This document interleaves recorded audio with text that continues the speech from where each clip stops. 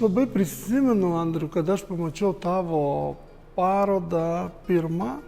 Aš ją nemačiau gyvai, man padovanojos tokią juodą, gražią tokią albumą su pavadinimu Bacht. Ir aš kada atidariau, man buvo biški ir šokas, biški ir per kitą kampą.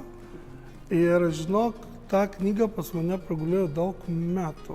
Aš ją atidariau, uždariau, atidariau, išdariau. Ir visada, kada aš ją atidarinėjau, aš randau naujų.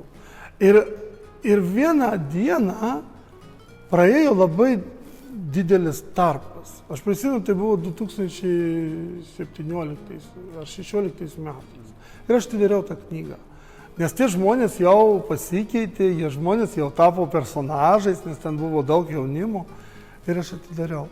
Kiek tiesos ir kiek natūralumo aš pamačiau, nes jie buvo gyvi, kaip ir iki dabar.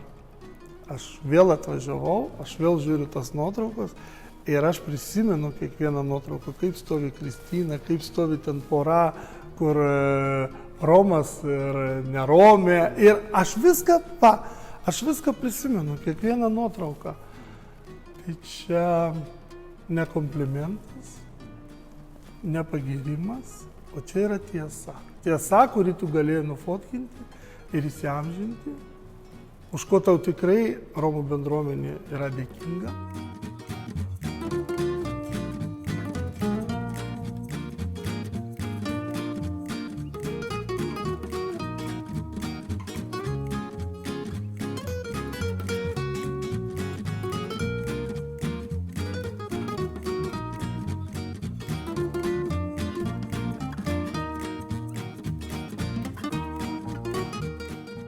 Vieną dieną,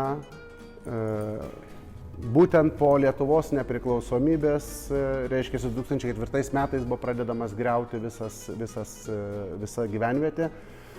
Ir faktas, kad šita dalis, šita tampriausioji dalis, žmogaus prisirišimas su vieta, žmogaus supratimas savęs, augimas ir panašiai, jinai buvo praleista didžiąją dalimi institucijų. Niekas nekreipė dėmesio, kad man tai yra mano medis, man tai yra mano sodas, man tai yra mano mamos rąstas ir panašiai.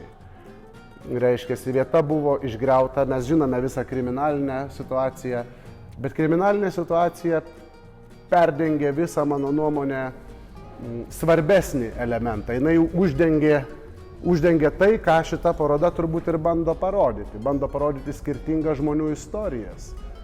Kad kažkas buvo daugiau už tų durų, kurias reikia atidaryti arba iš viso, kam į jas belsti.